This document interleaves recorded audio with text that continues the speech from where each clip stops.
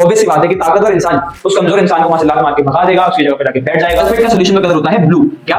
Blue. लिख royal water. ये आपका गोल्ड और प्लैटिनम को भी डिसॉल्व कर सकता है। किसको? गोल्ड और प्लैटिनम को भी डिसॉल्व कर सकता है। सोचो कितना ताकतवर होगा। हाँ तो भाई पिछली वीडियो में हमने काफी सारी केमिकल प्रॉपर्टीज को पढ़ लिया था, पर एक रह गई है कि मेटल दूसरे मेटल के सॉल्ट सॉल्यूशन के साथ किस तरीके से रिएक्शन करता है। फॉर एग्जांपल अगर आप आयरन की रिएक्शन कॉपर सल्फेट के साथ कराओगे तो आपको क्या मिलने वाला है। सबसे पहली बात कमेंट करके जल्दी से बताओ कौन से टाइप की रिएक्शन है, कौन से टाइप की रिएक्शन होने वाली है।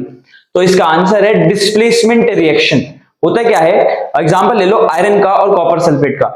जब हम आयरन की रिएक्शन कॉपर सल्फेट के साथ कराते हैं तो आयरन जो कि कॉपर से ज्यादा रिएक्टिव है, कॉपर को कॉपर सल्फेट में से लात मार के भगा देता है और उसकी जगह पे जाके बैठ जाता है। यानी जब आयरन कॉपर सल्फेट के साथ रिएक्शन करेगा तो आपको मिलने वाला है आयरन सल्फेट और साथ में कॉपर।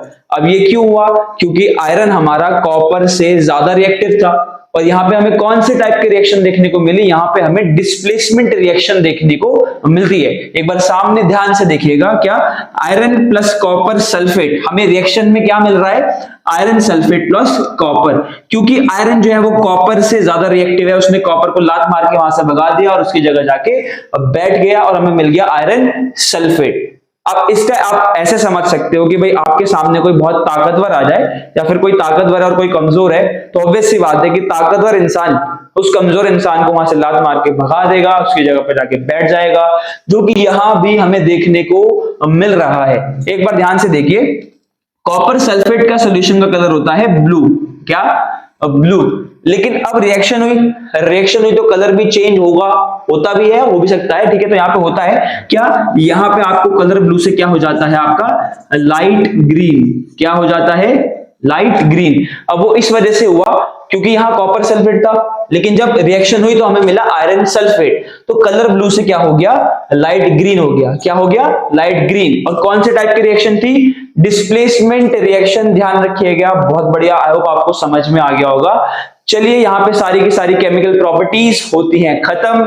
आगे बढ़ते हैं अपनी रिएक्टिविटी सीरीज के ऊपर। अच्छा, अभी जस्ट हमने समझा कि आयरन हमारा कॉपर से ज्यादा रिएक्टिव होता है, पर कैसे पता लगाएं कि कौन किससे ज्यादा रिएक्टिव है? तो उसके लिए हमारे सिलेबस में हमारे पास एक रिएक्टिविटी सीरीज, जहां पे हमने ज्यादा रिएक्टिव को सबसे ऊपर और कम रिएक्टिव को सबसे नीचे रखा हुआ है। चलिए एक बार देख लेते हैं, उसको याद भी कराऊंगा मैं, चिंता मत करो, घबराना नहीं है। एक बार ध्यान से देखो, उससे पहले एक चीज पढ़ लो जिसका नाम है एक्वा रीजिया। क्या नाम है? Aqua regia. एक बात और, इसको रॉयल वाटर भी कहते हैं। क्या बोलते हैं? वाटर। आखिर ये होता क्या है? कुछ नहीं होता है। एक तो पहली बात, बहुत कोरोसिव और बहुत ही फ्यूमिंग लिक्विड है। कोरोसिव मतलब कि भाई किसी भी चीज को केमिकल रिएक्शन से तबाह कर सकता है, किसी भी चीज को केमिकल रिएक्शन से तबाह कर सकता है, उसको कोरोसिव बोलते हैं। तो काफी ज्यादा कोरोसिव है, काफी ज्यादा फ्यूमिंग है। ठीक है, इसमें से आग मतलब भाप निकल रही होती है भाई, काफी ज्यादा फ्यूमिंग, काफी ज्यादा कोरोसिव है क्या? कंसेंट्रेटेड HCl और कंसेंट्रेटेड HNO3 का मिक्सचर है। क्या?